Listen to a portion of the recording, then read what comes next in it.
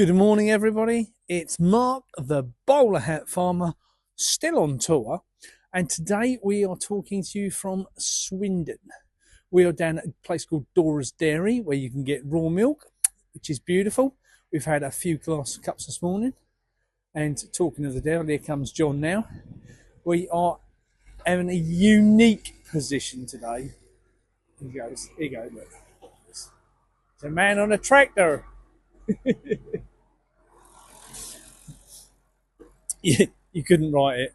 Live's always best. So we are in a position that we had the opportunity yesterday to talk at Cheltenham, which was an absolutely unbelievable opportunity. Over 200 people.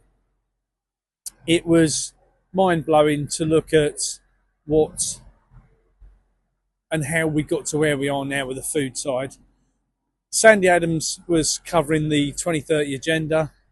There was John Cook is in the tractor behind me from Dora's Dairy, was covering the raw milk side and farming as a whole. I obviously covered my side. We had different people on stage, including Richard Vobes. And look at this, I'm riding my head. And it was interesting to see how 200 people in the room got it. It was nice to see that there was a couple of MPs in the room and some farmers that were not awake to what's going on and that were by the time they finished. And to be fair to them, most of them stayed for the day, which was good. And I have to say to the organisers, to Kay and to Charles from UK Column, that it was just mind-blowing. The presentations on the day were brilliant. The information was just bang on the dot. So it was nice to see 200 people. And we asked the question again, the magic question. Is there anyone in the room who would like to buy chemical-free food direct from a farmer? And what do you think they said? 200 people with their hands up saying, yes, please. So I keep asking this question, and I'm going to keep posting the answer with the picture with hundreds of people with their hands up on all the farming groups until farmers tell me they're going to start growing what I think that we need to grow, and that's vegetables and produce meat. We cannot worry about what the WEF or other people think they have in store for us. We've got to take this by the horns. And I genuinely believe when I say this that no one else is coming to save us, boys and girls. Now, some great things came out yesterday. I met some lovely people and had the opportunity to talk about the new CIC, which we're launching. So the CIC is a community interest company. I don't even know what one of them is, but it kind of sits in between a limited company and a charity. And that will be the fundraising arm and the delivery arm of what we want to do to support farmers, what we want to do to train the next level of farmers as well. Because one of the conversations which I'd had with John from Dora's Dairy and different people is that I believe a lot of people in farming will get out before 2030.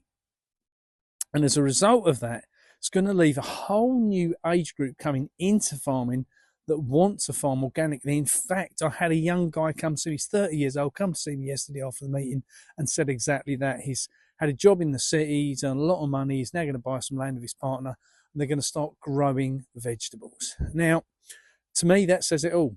And he was very awake and fully understood what's going on. There was also a lovely guy who's local to Cheltenham, who I met, a guy called Paul, who has an organic farm that him and his wife set up in their 20s. They're now in their late 70s. I think that's right. And he said, that it was great to be, an organic producer, but was still, after all these years, struggling to get people to buy and purchase. And that surprises me, I've got to say, because, we get handfuls of, of roomfuls of people. One of the problems I see is, and this guy admitted this to me himself, he said, I love growing vegetables, I don't know anything about marketing. And that's something which we're going to have to deal with. And that, to me, is where the Food Finders Hub comes in. Foodfindershub.org. When it goes live, not yet, just wait your turn, you'll be told in time. It's going to be a position where farmers can just go to one place and advertise. And lots and lots and lots of people kindly donated yesterday to that and want to see that successful and get off the ground properly. So as we roll out the first section in the next couple of weeks, and then the second and third sections to that, that's going to be absolutely mind blowing, because we're starting to see this massive wave of people that want to buy fruit and veg and meat, obviously good quality food. But then what? Where do we go from there? Because if farmers are not going to produce it, we're in trouble, guys. So I feel that what we need to do now is, now we've got to the point that the farmers are starting to turn up at these meetings, because that's something that wasn't happening. And, you know, in fairness to the guys who organised that, they spent a lot of time going around the farms trying to get farmers there. They did that. Farmers are starting to wake up, which is what we need.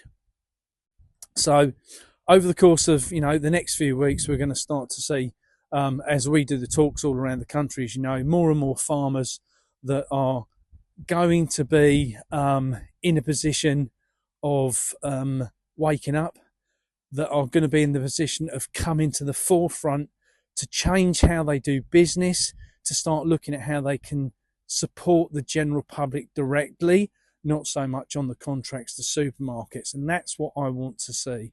So guys, from Gloria and I down in very, very dark and dismal Swindon, I have to say, this morning it was gorgeous yesterday, and that is where we are in Swindon tonight, doing another chat, another meeting tonight, a closed door one, I have to say, for a special group of people. And as a direct result of that, there'll be then we'll head home tomorrow to do another couple of things before we head off again. So exciting times ahead, guys. We're getting the message out there to people, and, you know, keep watching. You might learn something. Have a good day.